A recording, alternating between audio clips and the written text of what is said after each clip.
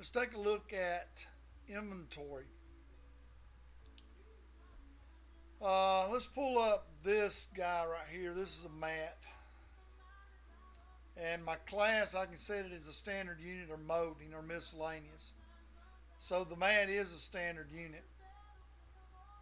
And notice how I can set up alternate pricing. So for this particular product, I can sell it for $3.15 a sheet, or I could sell it, a box of 25 for $75. And I'm actually told it not to allow any discounts on it because I'm already discounting it, by selling it by the box. But I could turn that off, and then any discounts under that alternate one would apply to this item. I can always click on whip here to see, to see if this item is in my open whip, and it is. I've got 3 of them. I got 2 that I'm supposed to be shipping warehouse 2, and then I've got 1 on an order here at this warehouse. Okay, you see, I can see right here that I've got 3 that's allocated, so that's where those 3 are that I just showed you. And what it is, they're a little bit further out, so that's the reason I'm having to change that date.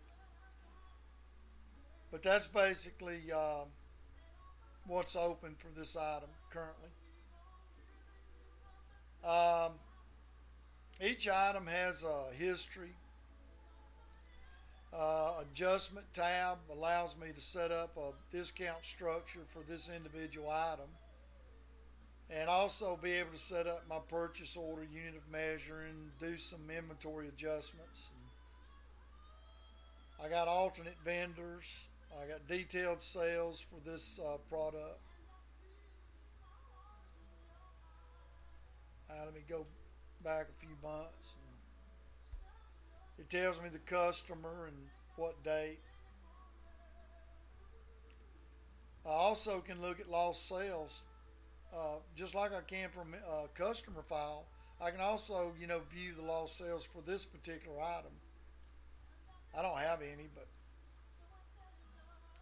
if I go back to main, let me cancel this and let me show you a kit. Because in this system, you can set up kits.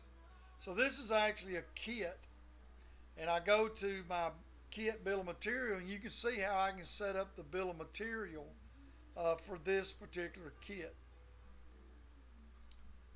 And so when I pull this KIT01 item up during order entry, that's all I need to sell this product. And then it would produce all these items on my work order, that it would take to assemble that product. Okay, let's take a look at a molding product. And as you can see, I can set up a chop, a length, a join, or split box, or unit box footage. Okay, and there's my United Inches width, so it's 3/4. I can go to pop-ups and actually set up a physical true width here, because and I can also set up the width, height, and rabbit. This is mainly for websites. But basically what I'm doing with the United Inches, I'll show that to you later as well. But essentially I can choose from a lot of widths there, but I can also customize these selections here. For example, some people like to just go from like a 1/2 inch to 1 inch to an 1.5 inches to 2 inches to 2.5 inches, kind of jump in 1/2 inch increments, and you're able to do that in this system. You can customize that in your system. All right, let's take a look at something else.